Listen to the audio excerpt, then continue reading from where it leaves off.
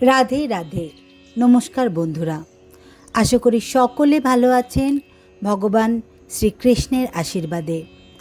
আপনাদের সকলকে আন্তরিক স্বাগত জানাই কথা শ্রীকৃষ্ণকীর আজকের আরও এক মন ছুঁয়ে যা কাহিনীতে।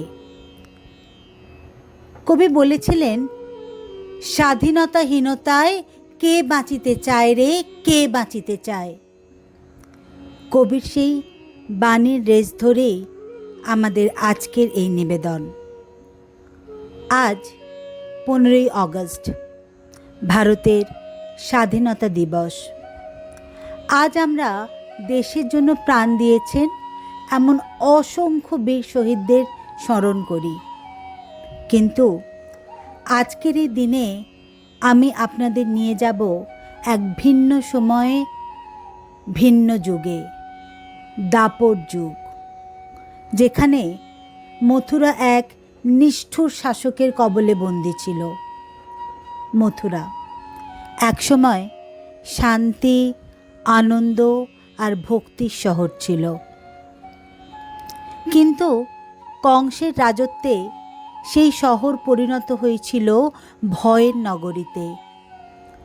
রাস্তার ধারে হাসি হারিয়ে গিয়েছিল, গৃহে গৃহে আলো ম্লান হয়ে গিয়েছিল। মহারাজ কংস শুধু ক্ষমতা চাইতো না, সে মানুষের নিরাপদে শান্তিতে সুস্থভাবে বেঁচে থাকার জীবনের আশা পর্যন্ত ছিনিয়ে নিয়েছিল। শহরের প্রতিটি কোণায় প্রহরী, প্রতিটি মুখে আতঙ্ক। তবুও মানুষ চুপচাপ সহ্য করছিল, কারণ তারা বিশ্বাস করত কোথাও না কোথাও, কোনো না কোনো একদিন শ্রীকৃষ্ণ নিশ্চয়ই আসবেন। যে কৃষ্ণ শুধু গোপাল নয়, তিনি মুক্তিদাতাও। ভাগ্যের পাতায় তখন লেখা হচ্ছিল মথুরাবাসীর মুক্তির গল্প। শ্রীকৃষ্ণ ও বলরাম, দুই ভাই, দুই যোদ্ধা, প্রবেশ করলেন মথুরায়। শ্রীকৃষ্ণ জানতেন এটা শুধু এক যুদ্ধ নয়, এটা হবে এক নতুন সূর্যোদয়। রাজসভায় দাঁড়িয়ে মহারাজ কংস গর্জে উঠলেন, আমার সামনে দাঁড়ানোর সাহস কারো নেই। আর সেই সময় শ্রীকৃষ্ণ মৃদু হেসে দৃঢ়তার সাথে বললেন, যেখানে অধর্ম সেখানেই আমি দাঁড়াই, কারণ ধর্ম রক্ষা করাই আমার কর্ম। এইভাবেই এলো সেই দিন, যেদিন শ্রীকৃষ্ণ ও বলরাম মথুরার পথে পা রাখলেন। রাস্তার দুই ধারে মানুষ কৌতূহলে ভরপুর, তাদের চোখে লুকানো আশা। কৃষ্ণ জানতেন এ লড়াই শুধু কংসকে হারানোর নয়, এটা ভয়ের শৃঙ্খল ভাঙার লড়াই। কংসের অঙ্গনে প্রবেশ করার পর যুদ্ধ শুরু। কংসের গর্জন যেন বজ্রপাত, কিন্তু কৃষ্ণের হাসি ছিল ভোরের প্রথম সূর্যালোকের মতো শান্ত ও অটল।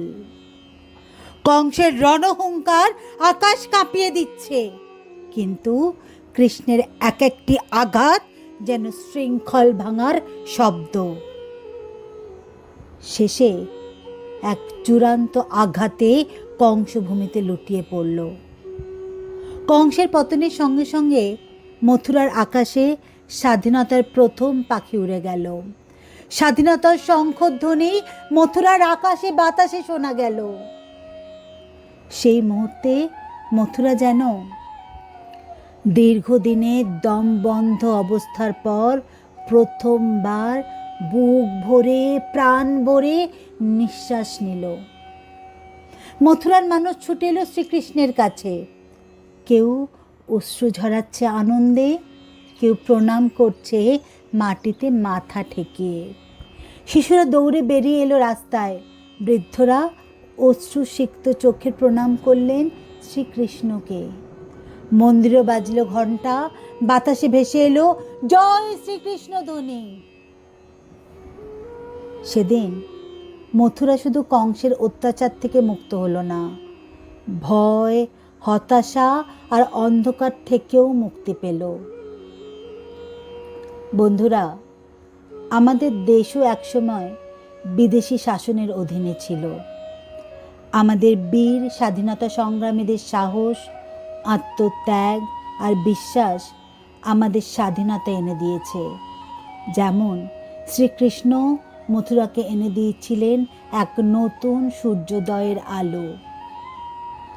তাই আজ স্বাধীনতার এই শুভ দিনে আমরা শুধু পতাকা উত্তোলন করব না, আমাদের হৃদয়ের ভয়, সন্দেহ আর বিভেদের শৃঙ্খলাও ভাঙব।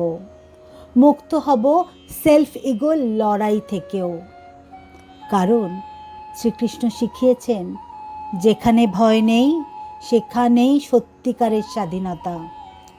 জয় শ্রীকৃষ্ণ, জয় হিন্দ। তাহলে আজ এই পর্যন্তই বন্ধুরা। দেখা হবে আবারও এক নতুন গল্পে, শুধুই কথা শ্রীকৃষ্ণ কিতে। এরকম আরও এমন শ্রীকৃষ্ণের অন্তরছোঁয়া গল্প পেতে লাইক, শেয়ার এবং সাবস্ক্রাইব করুন কথা শ্রীকৃষ্ণ কি চ্যানেলটি, যেখানে কৃষ্ণবাণী কথা বলে আধুনিক জীবনের ভেতর দিয়ে।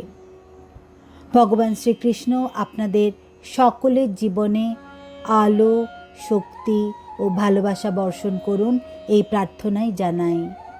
চলুন সবাই মিলে বলি, জয় শ্রী রাধে, জয় শ্রী কৃষ্ণ, জয় শ্রী রাধে কৃষ্ণ।